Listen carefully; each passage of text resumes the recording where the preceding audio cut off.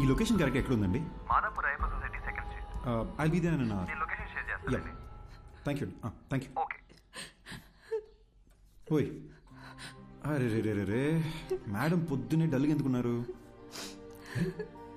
దియా, ఏమైంది? నేను చెప్పినట్టు నాకు కళ వచ్చింది. నేను వైలెంట్గా మారి నేనేదో చేస్తానేమోనని భయంగా ఉంది. ఏడవకూడదు, నాలో కూడా ఒకడు ఉన్నాడు. నువ్వు వైలెంట్ అయితే ఈ ఊరుకుంటాడా ఏంటి? ఓకేనా? On a more serious note, మన వాట్సాప్ డీపీలో మనకొకరికే ఇంకెవరో కనిపిస్తున్నారు అనుకుంటా. లేకపోతే ఈ పార్టీకి మన ఫ్రెండ్స్ ఎవరో ఒకరు మనకు ఫోన్ చేసి ఉండాలి కదా. ఇన్ ఎనీ కేస్, ఒక హిప్నాటిజం సెంటర్లో నేను అపాయింట్మెంట్ తీసుకున్నాను. నేను అక్కడికి వెళ్ళి అసలు ఈ ప్రాబ్లం ఏంటో కనుక్కుంటాను. ఇన్ ద మీన్ వైల్ నీ కుదిరితే ఒకసారి చర్చికి వెళ్ళి ఫాదర్తో మాట్లాడు. లేదు, దియా నేను కూడా నీతో Diya Diya Diya you have to stay strong. ఏడకూడదు, ఓకేనా?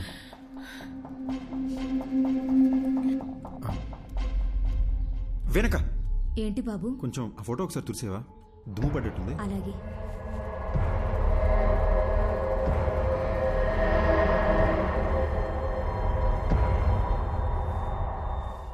అది దుమ్ము కాదు బాబు, షర్టు కలరే అలా కనిపిస్తుంది.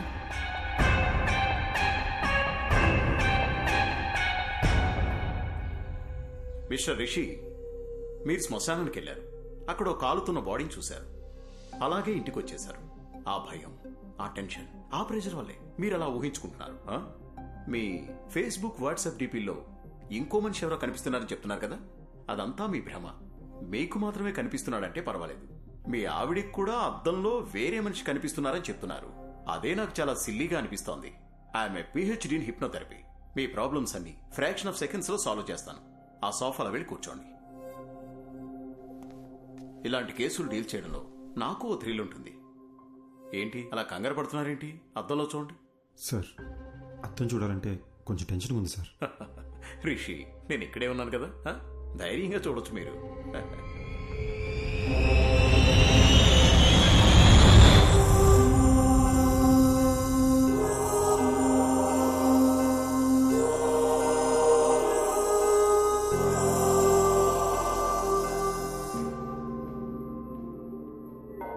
ఫాదర్, అద్దంలో కనిపిస్తున్న ఆ అమ్మాయి చనిపోయి తన ఆత్మ నాలో ప్రవేశించిందా ఫాదర్? మీరు వెళ్ళండి సిస్టర్. బైబిల్లో హోలీ స్పిరిట్ అనే ఒక పదం ఉంది. అంటే పరిశుద్ధమైన ఆత్మ. ఆ ప్రభువుకి సేవ చేసే ఆత్మలనే ఏంజిల్స్ అంటాము. ప్రభువుని ఎదిరించే ఆత్మలని డీమన్ లేదా సైతాన్ అంటాము. ఈ పరిశుద్ధమైన ఆత్మకి చనిపోయిన మనిషి యొక్క ఆత్మకి సంబంధమే లేదు. మన ఆత్మలని సైతాను అని పిలవం, దెయ్యం అని అంటాము. బైబిల్ ప్రకారం ఒక మనిషి చనిపోయిన తరువాత ఆ దేవుని న్యాయస్థానంలో విచారణ జరుగుతుంది. మనం చేసిన పాపపుణ్యాలను బట్టే మన ఆత్మ స్వర్గానికి వెళ్లాలా లేక నరకానికి వెళ్లాలా అని అక్కడ నిర్ణయిస్తారు. కానీ ఒక మనిషి ఆత్మ ఈ భూమి మీదే ఉండి ఇంకో మనిషి శరీరంలోకి వెళ్లడం గురించి బైబిల్లో ఎక్కడా ప్రస్తావించలేదు. కానీ ప్రకృతిలో ఎవరికీ అర్థం కాని కొన్ని విషయాలు జరుగుతూ ఉంటాయి. 400 సంవత్సరాలకు పూర్వం గ్రీస్ పక్కన ఒక గ్రామంలో ఓ చిన్న పిల్లవాడికి అద్దంలో ఒక పెద్దాయన రూపం కనిపించింది. ఆ ఊరి వాళ్లు భయంతో ఆ పిల్లవాడిని చంపేశారు. ఆ సంఘటనను లైబ్రరీలో భద్రంగా దాచిపెట్టారు. చదివిన విషయాన్ని ఇప్పుడు నేరుగా చూస్తున్నా. రిషి, ఇప్పుడు నేను మిమ్మల్ని హిప్నటైజ్ చేసి నిద్రలోకి పంపి మీ ఇన్నర్ మైండ్లోకి నేను వెళ్ళబోతున్నాను. అద్దంలో కనిపిస్తున్న మనిషికి సంబంధించి మీ ఇన్నర్ మైండ్లో ఏముందో తెలుసుకొని దాన్ని బేస్ చేసుకుని మిమ్మల్ని ఎలా ట్రీట్ చేయాలో డయాగ్నైజ్ చేద్దాం.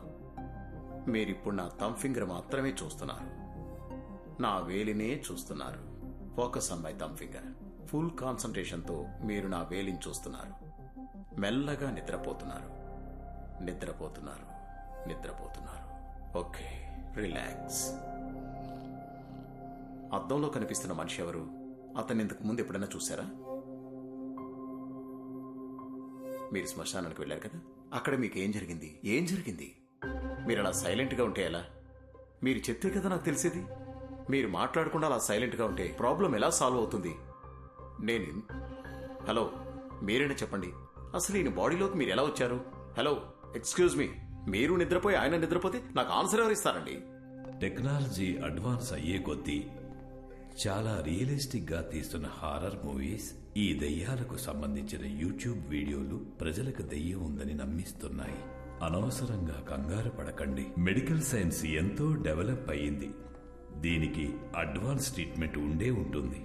ఇటువంటి సమస్యలు వచ్చినప్పుడు ప్రభువుని నమ్ముకుని మనోధైర్యంతో ముందడుగు వేయాలి. భయపడకమ్మా, you will be all right. God bless you my child. ఇది చాలా కాంప్లికేటెడ్ కేసు. మీరు కోఆపరేట్ చేయకపోతే మీకే ఇబ్బంది అవుతుంది. పబ్లిక్ లో తిరగలేరు, అర్థం చేసుకోండి.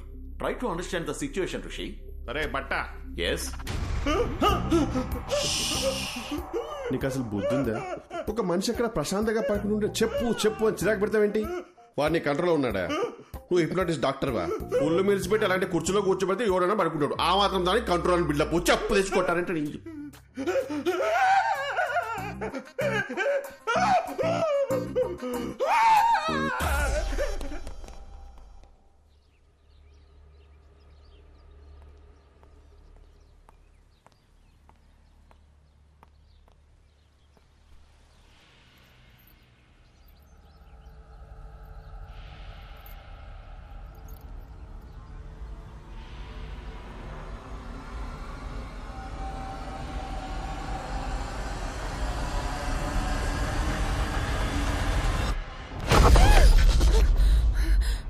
ఏమైంది?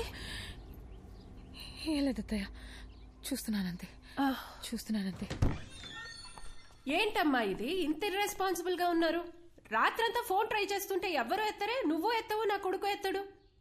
నేను ఎంత భయపడతానని కొంచెం కూడా ఆలోచన లేదా మీ ఇద్దరికి? కాదత్తయ్య, మీకు టెక్స్ట్ చేయాలనుకున్నాను కానీ నిద్రొచ్చి పడుకున్నాను అత్తయ్య. నాకెందుకో నిన్ను చూస్తుంటే అబద్ధం చెప్తున్నట్టే ఉంది. ఉండు, వాడికే ఫోన్ చేసి కనుక్కుంటా. అత్తయ్య నేనే మీకు చెప్దామనుకున్నాను. రిషి బాత్రూమ్ లో కాలు జారి పడిపోయాడు. ఏంటి? బాత్రూమ్ లో జారి పడ్డా? బుద్ధుందా నీకు? అసలు ఫోన్ చేసి చెప్పాల్సిన విషయం మానేసి ఏదేదో చెప్తున్నా. అసలు అలా ఎలా పడ్డాడు?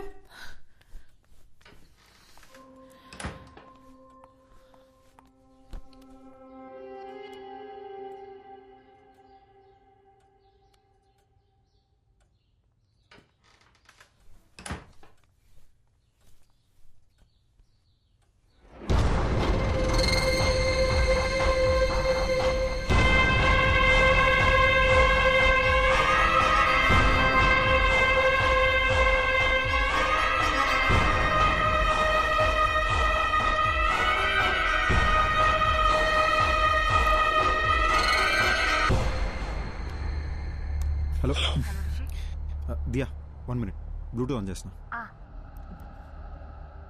హలో, వినిపిస్తుందా? ఎన్నిసార్లు ఫోన్ చేయాలి నీకు? టెన్షన్ తో నా తల పగిలిపోతుంది. డాక్టర్ దగ్గర ఉన్నాను కదా దియా, ఆయన చెక్ చేస్తుంటే ఫోన్ ఎలా ఎత్తున్నావు? ఓకే, డాక్టర్ ఏమన్నారు? టాబ్లెట్స్ వేసుకుంటే ఓకే అయిపోతుంది అన్నారు. చర్చ్ ఫాదర్ దగ్గరికి వెళ్ళావా? ఆయన ఏమన్నారు? ఏ విషయం క్లారిటీగా చెప్పలేదు. కంగారు పడొద్దు, ధైర్యంగా ఉండమని చెప్పారంతే.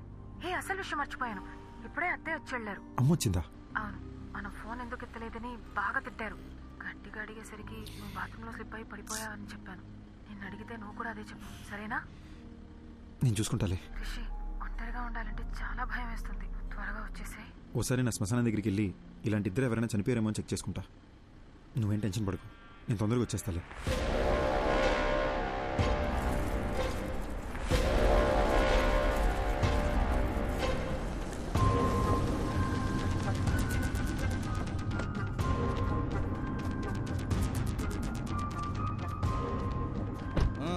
నడు.